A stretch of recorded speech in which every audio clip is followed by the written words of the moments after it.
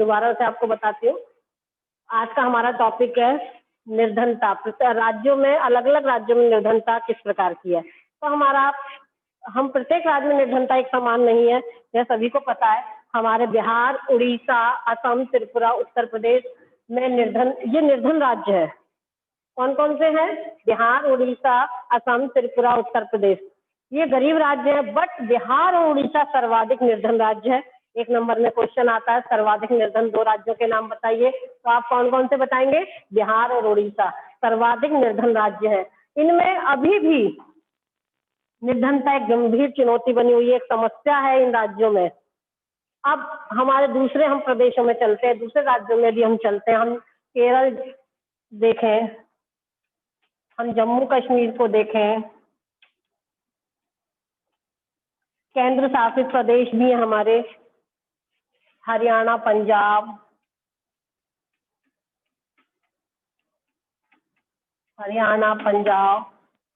आंध्र प्रदेश,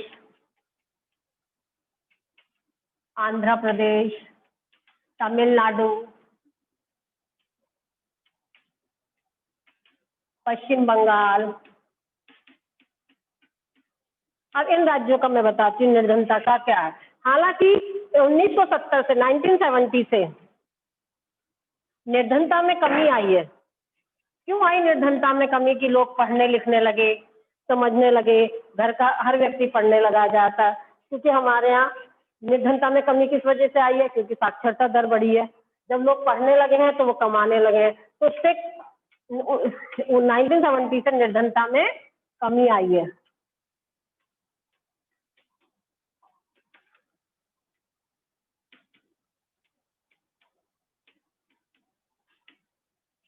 अब देखिए, केरल और जम्मू कश्मीर में निर्धन राज्य नहीं है, क्योंकि केरल में किस पे खर्च किया गया है? मानव संसाधनों पे खर्च किया गया है। किस पे किया गया है? मानव संसाधनों पे खर्च किया गया है। स्वास्थ्य पर खर्च किया गया है, शिक्षा पे खर्च किया गया है, तो यहाँ कमी नहीं है। जम्मू कश्मीर के लोग तो पहले ही दस्तकार होते हैं, वो अपने हाथ के हुनर से बहुत सारी चीजें, आप देखो कंबल वगैरह, जितने भी गर्म चीजें, शॉल वगैरह सब वो बनाते हैं, तो वहाँ निर्धनता इतनी नहीं है, लोग अपना काम कर रहे हैं। हरियाणा और पंजाब में सिंचाई की सुविधा इतनी अच्छी है, ये अंग्रेजों के टाइम से ही थी अच्छी। नहरें वगैरह बहुत अच्छी है, तो कृषि बहुत अच्छी होती है वहाँ पे। क्या अच्छी होती है? कृषि। तो अधिकतर लोग कृषि में लगे हैं और वो निर्धन नहीं है, उनकी प्रति व्यक्ति आय अच्छी है। अब हम यदि आंध्र प्रदेश और तमिलनाडु में आते हैं, आंध्र प्रदेश और तमिलनाडु में सार्वजनिक वितरण प्रणाली, पीडीएस, राशन का बहुत अच्छा उन्होंने क्या किया है? वितरण किया है, हर व्यक्ति को राशन दिया है। पीडीएस और सार्वजनिक वितरण प्रणाली का इतना अच्छा उपयोग किया है कि इन 2 राज्यों में भी निर्धनता में कमी आई है। पश्चिम बंगाल की तरफ हम जाते हैं, तो इन्होंने भूमि सुधार योजना बहुत अच्छी तरह से लागू की है। भूमि सुधार योजना की वजह से यहाँ निर्धनता में कमी आई है। तो ज्यादातर तो हमारे 1970 के बाद से निर्धनता में कमी आई है हमारे देश में, बट अभी भी 2 राज्य, कौन कौन से? हमारे उड़ीसा और बिहार अभी भी निर्धन राज्य बने हुए हैं। कोशिश ये है कि हमें उन राज्यों को क्या करना है? निर्धनता से ऊपर उठाना है। बट कुछ राज्य हमारे ऐसे हैं जो संपन्न है। केरल है, जिसने मानव संसाधनों पे खर्च किया है, शिक्षा पे, स्वास्थ्य पे खर्च किया है, तो यहाँ निर्धनता नहीं है, प्रति व्यक्ति आय अच्छी है। जम्मू कश्मीर में लोग हाथ का हुनर बहुत अच्छा है। हरियाणा, पंजाब के लोग कृषि में लगे हुए हैं, तो वहाँ पे निर्धनता नहीं है। हमारे आंध्र प्रदेश, तमिलनाडु में पीडीएस प्रणाली, सार्वजनिक वितरण प्रणाली का बहुत अच्छा उपयोग हुआ है। पश्चिम बंगाल में भूमि सुधार योजना का बहुत अच्छा उपयोग हुआ है। तो अब आपको समझ में आया कि हर राज्य में निर्धनता के आयाम अलग अलग है। हर राज्य में निर्धनता जरूरी नहीं कि, लेकिन हमारे 2 राज्यों में निर्धनता आज भी गंभीर चुनौती है। बाकी हमारे उत्तर प्रदेश है, मैंने 2-3 अभी आपको राज्य बताए थे जिनमें अभी भी क्या है? केरल है, त्रिपुरा है, असम है और उत्तर प्रदेश है, यहाँ अभी भी गंभीर समस्या है। इसके लिए प्रयास किए जा रहे हैं ताकि निर्धनता में धीरे धीरे कमी आ भी रही है, क्योंकि लोग पढ़ने लिखने लगे हैं। साक्षरता दर में जैसे जैसे तेजी आएगी, निर्धनता में अपने आप कमी आती चली जाएगी। जैसे जैसे हम साक्षर होंगे लोग और उन्हें समझ में आएगा तो वो जॉब करेंगे, और जॉबलेस नहीं रहेंगे, बेरोजगारी खत्म हो जाएगी, तो अपने आप निर्धनता में कमी आएगी। निर्धनता में कमी कैसे आ सकती है? जब लोगों को, हर व्यक्ति को रोजगार मिलेगा, तो ही हमारी निर्धनता में कमी आएगी। अब ये तो हमारी इंडिया की थी, ये भारत की। अब वैश्विक, पूरे वर्ल्ड में भी निर्धनता है। वर्ल्ड में भी कुछ देश ऐसे जहाँ निर्धनता है। विकासशील देशों में आर्थिक निर्धनता, अत्यंत आर्थिक निर्धनता विश्व बैंक परिभाषा के अनुसार क्या है? विश्व बैंक बताता है कि कौन सा देश निर्धन है और कौन सा देश निर्धन नहीं है। $1 से कम पर जीवन निर्वाह करने वाले लोग, जिनको $1 से भी कम मिलता है प्रतिदिन, वो विश्व बैंक के अनुसार, किसके अनुसार? विश्व बैंक के अनुसार। विश्व बैंक कैसे लगाता है पता कि कौन निर्धन है? प्रति व्यक्ति आय से, कि किसी व्यक्ति की प्रति व्यक्ति उसकी आय कितनी है। साक्षरता से, वो किसी देश की साक्षरता दर कितनी है। तीसरा, शिक्षा से, साक्षरता दर तो होगी स्वास्थ्य से। ये 3 इसके मानव सूचकांक हैं विश्व बैंक के एसजीआई, जिससे ये पता लगाता है कि कौन सा देश निर्धन है, कौन सा विकसित है, कौन सा विकासशील है। किसी देश की भी प्रति व्यक्ति आय कम होगी। प्रति व्यक्ति आय मतलब उसकी जो व्यक्ति की आय होती है, प्रति व्यक्ति आय कैसे निकाली जाती है? कुल देश की कुल जनसंख्या को उस देश की कुल आय से भाग दिया जाता है, उससे प्रति व्यक्ति आय निकल जाती है ना। साक्षरता दर, यदि उसमें कितने लोग पढ़े लिखे, 100 में से कितने लोग पढ़े लिखे। स्वास्थ्य, वहाँ के लोगों का स्वास्थ्य कैसा है, उससे विश्व बैंक ये निकालता है कि कौन सा देश निर्धन है, कौन सा देश विकासशील है, कौन सा विकसित है। तो ये 3 मानव सूचकांक है, जिसके अनुसार वो मापदंड है, उसकी मानव ये मापदंड है, इसके अनुसार वो निकालता है कि कौन सा देश किस श्रेणी में आएगा। विकासशील देशों में कैसे निकाली जाती है आर्थिक निर्धनता? यदि कोई व्यक्ति प्रतिदिन $1 से कम पर जीवन निर्वाह करता है, जैसे 1990 में 28% से गिरकर वैश्विक निर्धनता में गिरावट आई। कितनी हो गई थी? 28% से गिर के वो 21% रह गई थी। 28 से गिर के कितनी रह गई? 21। वैश्विक माने पूरे विश्व की। और बहुत सारी इसमें भी क्षेत्रीय भिन्नताएं हैं। तीव्र आर्थिक प्रगति और मानव संसाधन विकास में बहुत सारे देश आ गए हैं। चीन है, दक्षिण पूर्व एशिया के देशों में निर्धनता में विशेष कमी आई है। बहुत सारे देश ऐसे जिनमें जो टेक्नोलॉजी बहुत ज्यादा आगे हैं, उनमें निर्धनता कम है, जैसे चीन है। लेकिन पश्चिम, हमारे जो हम एशियाई देशों में आते हैं, पश्चिमी एशियाई देशों, दक्षिण पूर्वी एशियाई देशों में अभी भी निर्धनता में कमी धीरे आती जा रही है। चीन में निर्धनों की संख्या घटकर कितनी रह गई है? पहले 60.6 थी। चीन में पहले कितने थे निर्धन लोग? 60.6।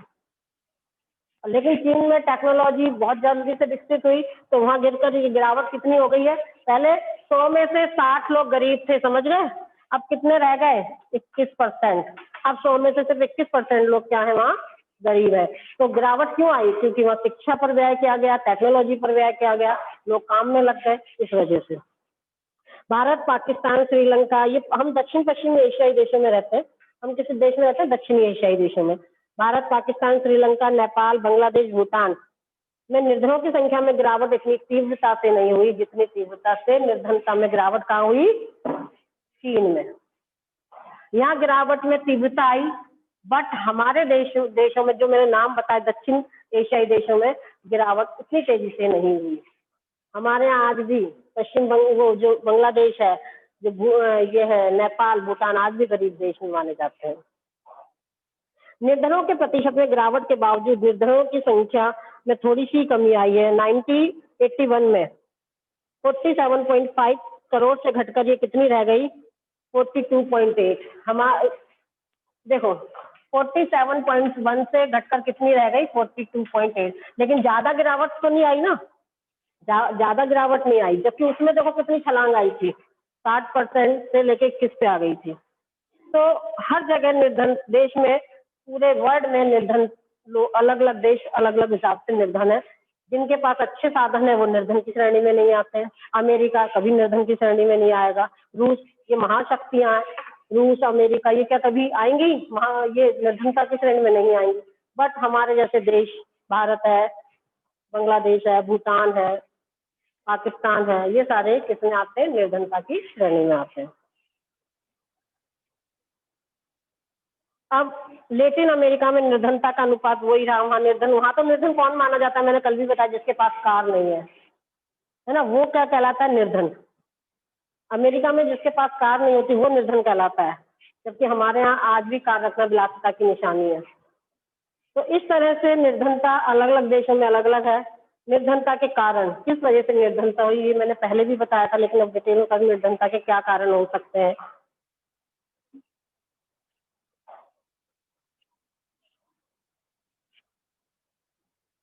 तो वो तो मैंने संक्षेप में आपको बताया था कि कम साक्षरता, कम पढ़ा लिखा होना, भूमिहीन होना, ये निर्धनता के कारण। जो डिटेल अब मैं बताते हैं निर्धनता के कारण, ये चैप्टर होने के बाद आपका इको पूरा हो जाएगा। निर्धनता के कारण, कौन कौन से निर्धनता के कारण है। भारत में व्यापक निर्धनता के अनेक कारण है, हमारे यहाँ बहुत अधिक निर्धनता है। ऐतिहासिक कारण, एक ऐतिहासिक कारण है, जब आपको ये 5 नंबर में क्वेश्चन लिखने को आएगा तो आपको इसी तरह से लिखना पड़ेगा। आपको 1 नंबर में आता है तो आप उसके पॉइंट बस छोटे छोटे से, जो मैंने बताया, भूमिहीनता, निरक्षरता, बेरोजगारी, ऐसे लिख सकते हैं। ऐतिहासिक कारण क्या है, पेज नंबर 38 पे निकाल लीजिए आप लोग। ब्रिटिश औपनिवेशिक शासन। ब्रिटिश औपनिवेशिक शासन का मतलब अंग्रेज जब हमारे देश में थे, जब अंग्रेजों ने हमारे देश पे कब्जा कर रखा था, के दौरान आर्थिक विकास निम्न स्तर पे था। क्या था, आर्थिक विकास कैसा था, निम्न स्तर पे था। कब, जब अंग्रेज हमारे देश में थे, आर्थिक विकास निम्न स्तर पे था।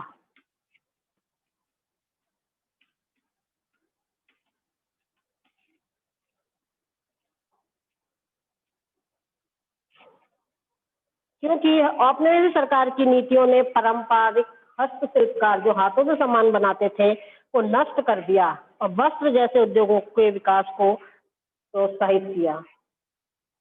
उन्होंने क्या किया, जो हाथ से सामान बनाते थे शिल्पकार, उनको क्या किया, नष्ट कर दिया और वस्त्र जैसे उद्योग के विकास को प्रोत्साहित किया। विकास की धीमी दर 1980 तक जारी रही। इसके परिणाम स्वरूप रोजगार के अवसर घटे, आय की वृद्धि दर गिरी। इसके साथ साथ जनसंख्या में उच्च दर में वृद्धि हुई और इन दोनों ने प्रति व्यक्ति आय को बहुत कम कर दिया। आर्थिक प्रगति को बढ़ावा और जनसंख्या नियंत्रण दोनों मोर्चे पर असफलता के कारण निर्धनता एक चक्र बन गया। क्या हुआ, इन्होंने क्या किया, जो हस्तशिल्पकारी थी उसको बिल्कुल नष्ट कर दिया, वस्त्र उद्योग को प्रोत्साहित किया। उससे क्या हुआ, आर्थिक वृद्धि रुक गई, लोगों की निर्धनता में तेजी से वृद्धि हुई, जनसंख्या तेजी से बढ़ रही थी, लोगों के पास रोजगार खत्म हो गए और निर्धनता एक चक्र बन गया। ये औपनिवेशिक काल में हुआ। कब हुआ ये, औपनिवेशिक काल में, जब अंग्रेजों ने भारत के उद्योगों को बंद कर दिया, हस्तशिल्पकारी को बिल्कुल ही नष्ट कर दिया, हाथ से बनी चीजों को। अब ना तो जनसंख्या पर नियंत्रण हो रहा था और ना ही आर्थिक गति बढ़ रही थी और निर्धनता बढ़ती ही चली जा रही थी।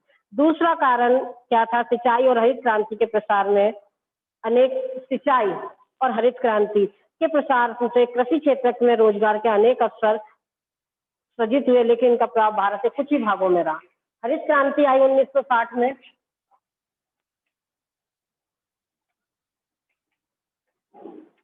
हरित क्रांति और सिंचाई, इसके कारण प्रगति तो ही थी कृषि के क्षेत्र में, बट लेकिन कुछ राज्यों तक ही सीमित रही। किन किन राज्यों तक सीमित रही, हरियाणा और पंजाब। हरियाणा और पंजाब तो निर्धनता की श्रेणी में नहीं रहे, बट और राज्यों में अभी भी निर्धनता बनी रही। इसका असर हरित क्रांति का मात्र किन 2 राज्यों में हुआ, पंजाब और हरियाणा में।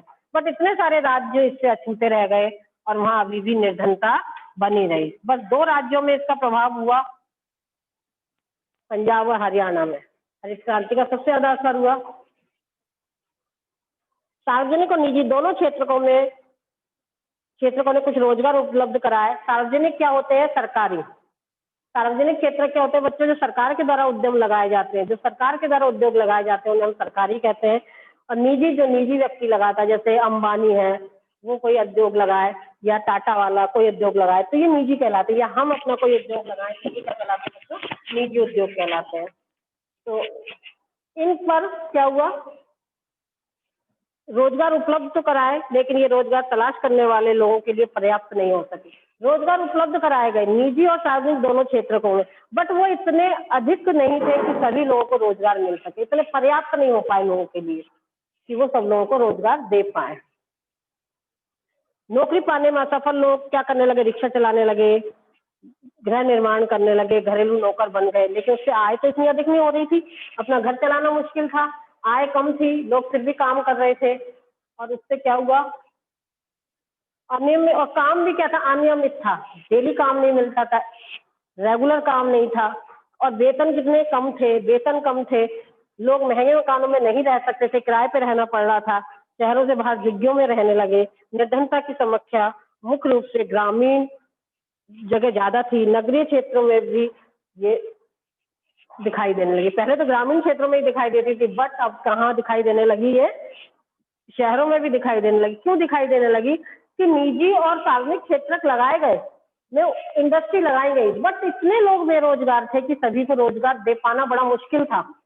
तो क्या हुआ, वो लोग पढ़े लिखे लोग भी रिक्शा चलाने लगे, कोई मकान बनाने का काम करने लगा, कोई सब्जी बेचने का काम करने लगा, मगर उनकी आय इतनी अधिक नहीं थी कि वो अच्छा जीवन जी सके, ना महंगे घरों में रह सकते थे वो, इसलिए शहर के बाद झुग्गी झोंपड़ियों में रहने लगे और ये समस्या जो गांव से आए लोग थे उनके लिए बहुत ज्यादा थी। निर्धनता अब इस तरह से ये निर्धनता जो गांव से आए लोग थे शहरों में भी दिखाई देने लगी। नगरीय निर्धनता बन गई क्योंकि शहरों से आए लोग गांव से आए लोग शहरों में काम करने लगे और धीरे धीरे निर्धनता कहाँ आ गई, नगरों में। उच्च निर्धनता की एक और विशेषता आय असमानता रही। एक कारण और क्या रहा इसका, आय असमानता, आय में असमानता। क्यों, सबको एक समान आय नहीं मिलती हमारे यहाँ काम के हिसाब से। कोई इंजीनियर है तो उसको इस हिसाब से पे मिलेगा, कोई डॉक्टर है तो उसको इस हिसाब से पे मिलता है। महिलाओं को आज भी वेतन कम मिलता है पुरुषों के मुकाबले, तो आय में असमानता है हमारे यहाँ। इसका एक प्रमुख कारण भूमि और अन्य साधनों का असमान वितरण तो है ही। हमारे यहाँ भूमि और किसका, संसाधनों का असमान वितरण है। आपने देखा है किसी के पास तो बहुत ज्यादा भूमि और कोई बिल्कुल भूमिहीन है। संसाधन, किसी राज्य में प्रचुर संसाधन है तो लोग वहाँ काम कर रहे हो, किसी राज्य में संसाधन है ही नहीं, जल की कमी है, कहीं वन नहीं है, तो आय असमान है।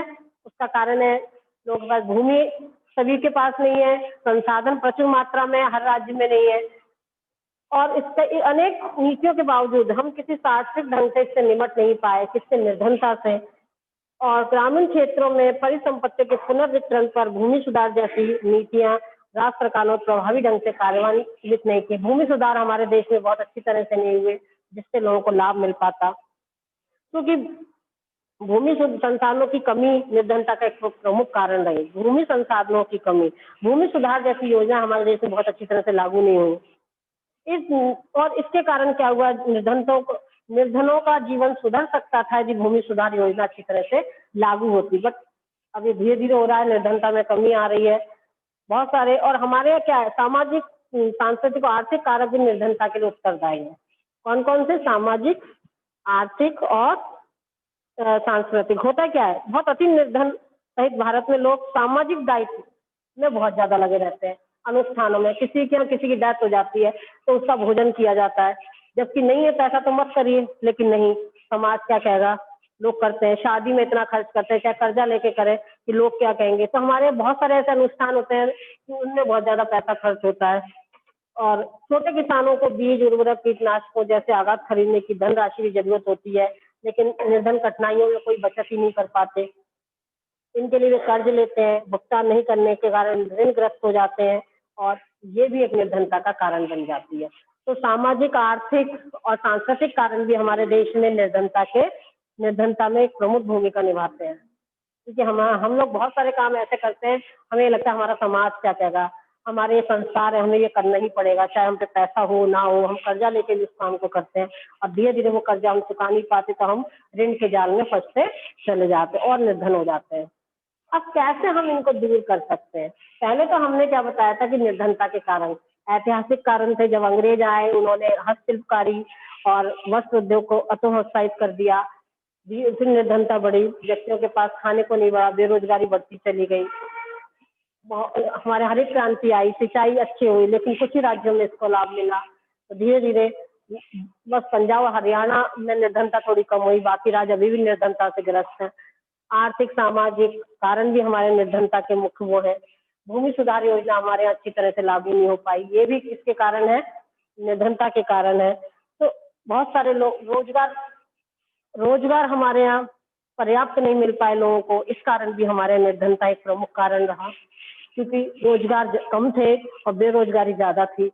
लोग दूसरे काम करने लगे, छोटे मोटे काम करने लगे, जिसमें उनकी आय इतनी अधिक नहीं थी। तो ये सारे कारण हैं, ये सब मैं आपको क्वेश्चन आंसर भेजूंगी, जब पीछे जो भी क्वेश्चन आंसर है वो सारे बताओ। अब इनको दूर करने के क्या उपाय हो सकते हैं बच्चों? दूर करने के उपाय ये है कि लोग पढ़े लिखे, सरकार नए रोजगार खोले उनके लिए, ताकि कृषि पर लोगों की निर्भरता कम हो।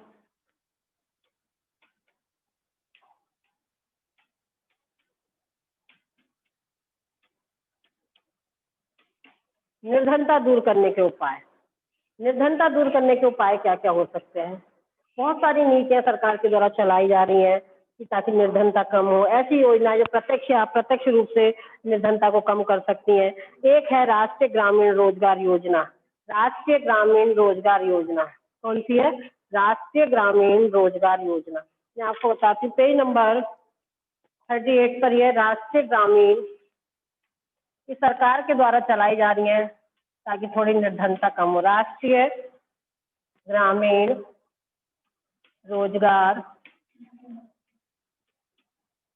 योजना, राष्ट्रीय ग्रामीण रोजगार गारंटी अधिनियम, गारंटी अधिनियम। इस योजना के तहत क्या है, मैं अभी आपको बताती हूँ। राष्ट्रीय ग्रामीण रोजगार गारंटी अधिनियम 2005 में लागू हुई थी। कब हुई थी? 2005 में। ये पूछ रहे थे राष्ट्रीय ग्रामीण रोजगार गारंटी अधिनियम कब लागू हुआ, कब शुरू हुई? 2005, 2005 सितंबर को पारित किया गया। ये विधेयक प्रत्येक देश के 200 जिलों में प्रत्येक ग्रामीण परिवार को 200 जिलों में प्रत्येक ग्रामीण परिवार को 100 दिन के सुनिश्चित रोजगार का प्रावधान कराता है। 100 दिन का, कहते हैं 100 दिन में हम आपको रोजगार दिलाएंगे। बाद में इस योजना का विस्तार 600 जिलों में किया गया। बाद में कितने जिलों में कर दिया गया? 600 जिलों में। प्रस्तावित रोजगार का 1/3 रोजगार महिलाओं के लिए आरक्षित है। इसमें से कितना आरक्षित है महिलाओं के लिए? 1/3 रोजगार महिलाओं को मिलेंगे। कितना? 1/3 महिलाओं के लिए। क्या प्रावधान था इस योजना में? 2005 में लागू हुई। 200 जिलों में प्रत्येक ग्रामीण परिवार को 100 दिन के लिए रोजगार उपलब्ध कराया जाएगा, और अब ये 600 जिलों में लागू कर दी गई है, और 1/3 महिलाओं के लिए आरक्षित किया जाएगा। केंद्र सरकार राष्ट्रीय रोजगार गारंटी कोष भी स्थापित करेगी। क्या करेगी? राष्ट्रीय ग्रामीण रोजगार गारंटी कोष। इस योजना के लिए प्रत्येक आवेदक को 15 दिन के अंदर रोजगार उपलब्ध नहीं कराया गया, यदि 15 दिन के अंदर उसे रोजगार नहीं मिला तो वह दैनिक बेरोजगार भत्ते का हकदार होगा, उसे भत्ता मिलेगा। और एक महत्वपूर्ण योजना राष्ट्रीय काम के बदले अनाज कार्यक्रम, एक और योजना चलाई गई, पेज नंबर 39 निकाल लीजिए। राष्ट्रीय काम के बदले अनाज, इसे 2004 में देश के सभी पिछड़े 150 जिलों में लागू किया गया। ये कार्यक्रम उन सभी ग्रामीण निर्धन लोगों के लिए जिन्हें मजदूरी पर रोजगार की आवश्यकता है, जो अकुशल हैं, जो पढ़े लिखे नहीं है लेकिन शारीरिक श्रम कर सकते हैं। क्या कर सकते हैं? वो फिजिकल लेबर तो कर सकते हैं, बट वो इस मतलब मेंटली वर्क नहीं कर सकते, पढ़े लिखे नहीं है। इसका कार्यान्वयन 100% केंद्र वित्त पोषित कार्यक्रम के रूप में किया गया। राज्यों को खाद्यान्न निःशुल्क उपलब्ध कराए जा रहे हैं। खाद्यान्न माने अनाज। और NREGA लागू हो जाए तो काम के बदले अनाज का राष्ट्रीय कार्यक्रम भी इस कार्यक्रम के अंतर्गत आ जाएगा। मतलब आप काम करिए, आपको पैसा तो मिलेगा, साथ साथ में आपको अनाज भी मिलेगा, ताकि आप अपना घर चला सके। तो ये योजना राष्ट्रीय ग्रामीण रोजगार गारंटी अधिनियम के अंतर्गत ही आई। पहले इसके लिए कोष बनाया गया, फिर उनके लिए क्या किया गया कि आप काम करिए, यदि आपको काम के बदले हम अनाज भी देंगे। और इसमें क्या था, 600 जिलों में ये रोजगार योजना चालू की गई थी। 1/3 महिलाओं के लिए रखा गया था। यदि वो हम आपको सरकार 15 दिन के अंदर रोजगार नहीं देती तो आप महंगाई भत्ते या बेरोजगारी भत्ते के हकदार होंगे। दूसरी योजना चलाई गई, और ये योजना एक ना एक आती है 3 नंबर में, सारी योजनाएं पढ़नी पड़ेंगी। प्रधानमंत्री रोजगार योजना, और ये पूछ लेते 1 नंबर में ये वाली योजना कब लागू हुई, तो कब लागू हुई थी? 2005 में।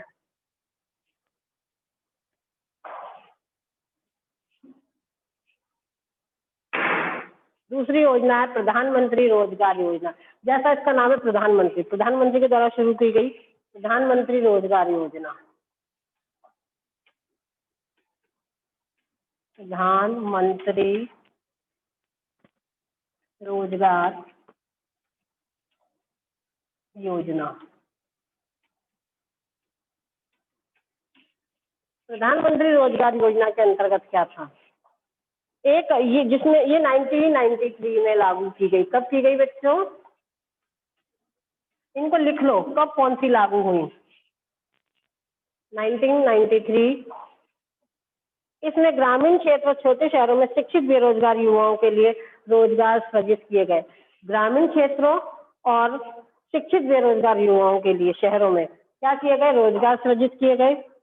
इनका मुख्य उद्देश्य था उन्हें लघु व्यवसाय और उद्योग स्थापित करने के लिए सहायता दी जाएगी, वित्तीय सहायता दी जाएगी।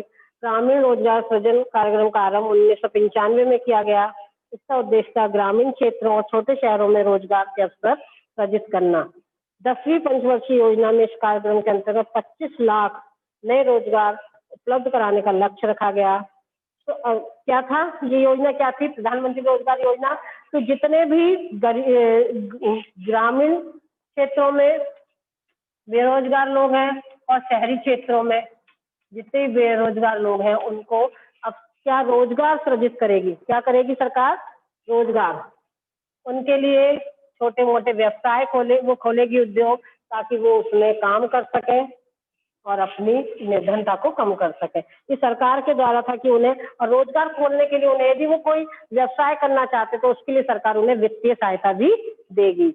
ये था प्रधानमंत्री रोजगार योजना के अंतर्गत। ये 1995 में इसका उद्देश्य ग्रामीण क्षेत्रों और शहरी क्षेत्रों में स्वरोजगार, स्वरोजगार का मतलब अपना रोजगार करना, स्वरोजगार के अवसर प्रदान करना और उन्हें वित्तीय सहायता भी प्रदान करना। स्वरोजगार मतलब अपना स्वयं का रोजगार खोलना, चाहे वो छोटी मोटी फैक्ट्री लगा लें, कोई दुकान खोल लें, कुछ भी कर सकते हैं। ये 2 योजना हो गई। तीसरी योजना है इसमें स्वर्ण जयंती ग्राम स्वरोजगार योजना। स्वर्ण जयंती ग्राम स्वराज योजना के अंतर्गत गांव के निर्धन परिवारों को सहायता दी जाएगी। बैंक उन्हें लोन देगा ताकि वो निर्धनता रेखा से ऊपर आ सके, अपना कोई व्यवसाय खोल सके। ये थी स्वर्ण जयंती ग्राम रोजगार योजना। 99 में लागू हुई। कब हुई? 1999 में। और इसका मुख्य उद्देश्य था कि ग्रामीण क्षेत्रों में स्वरोजगार के अवसर उपलब्ध कराना, उनको रोजगार देना ताकि वो उन्हें वित्तीय बैंक से वित्तीय सहायता दिलवाना, लोन दिलवाना ताकि वो अपना स्टैंडर्ड बढ़ा सके, अपनी निर्धनता को कम कर सके। फिर है प्रधानमंत्री ग्रामोदय योजना। 2000 में लागू हुई। प्रधानमंत्री, इनमें से कोई ना कोई योजना जरूर पूछी जाती है। जो सबसे पहले मैंने बताई थी सबसे ज्यादा, तो वही पूछी जाती है, प्रधानमंत्री ग्रामोदय योजना। तो जो सबसे पहली थी वो सबसे इम्पोर्टेंट है, जो मैंने सबसे पहले बताई थी। 2000 में लागू हुई। प्राथमिक स्वास्थ्य, प्राथमिक शिक्षा, ग्रामीण आश्रय, ग्रामीण पेयजल, ग्रामीण विद्युतीकरण जैसी मूल सुविधाओं के लिए राज्यों को अतिरिक्त और केंद्रीय सहायता प्रदान की जाती है। इसमें क्या क्या है? गांव में शिक्षा, प्राथमिक शिक्षा वो खोले जाए। ग्रामीण आश्रय, जिन लोगों के घर नहीं होते उन्हें घर दिए जाए। अच्छी पेयजल सुविधा दी जाए, उन्हें अच्छी बिजली की सुविधा दी जाए। ये सब इस योजना के अंतर्गत था, ताकि लोग, और इसके लिए राज्य सरकार और केंद्रीय सरकार दोनों ही सहायता प्रदान करेंगी। किसको? ग्रामों को। 2000 लागू में हुई। इसके अंतर्गत बहुत सारी चीजें थी। उनको अच्छी पेयजल सुविधा, अच्छी विद्युत सुविधा, उनको आश्रय, बहुत सारी सुविधा, प्राथमिक स्कूल खोले जाए, प्राथमिक चिकित्सा केंद्र खोले जाए गाँव में। ये, और इसके लिए कौन सहायता करेगा? उनकी राज्य सरकारें और ग्रामीण सरकारें। एक और योजना बनाई गई, अंत्योदय अन्न योजना। ये अब बस सिर्फ आपको बताई गई है, ये आपके डिटेल में नहीं है इसमें आपके, है ना। तो ये चैप्टर आपका हो चुका है पूरा। अब इसे क्वेश्चन